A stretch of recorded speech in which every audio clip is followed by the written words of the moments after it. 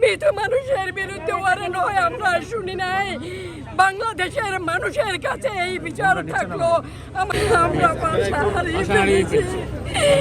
একটা মানুষ মৃত্যু সজ্জায় আইসিইউতে, তার বিরুদ্ধে ওয়ারেন্ট করে সরকার। বলেন আমাকে কি বলবো বলেন। একটা মৃত মানুষের বিরুদ্ধে ওয়ারেন্ট হয়, সে বর্ষিয়ার নেতা এত পারবে, তার বিরুদ্ধে ওয়ারেন্ট হয়। চিন্তা করেন, আমরা সবাই মৃত। সারা বাংলায় যারা আমরা আওয়ামী লীগ করি সবাই মৃত।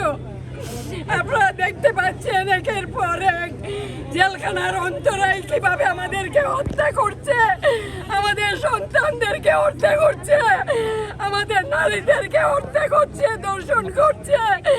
আমরা কি অবলীলা এই বাংলাদেশে জন্ম নিয়েছি আমরা জানি না।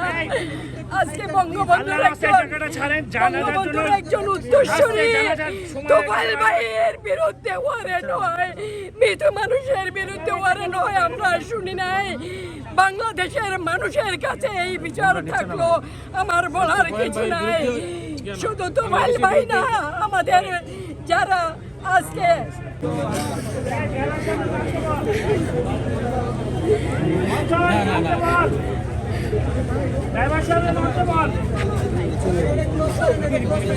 কিছু বলতে চান? সবার উদ্দেশ্যে কিছু বলতে চান?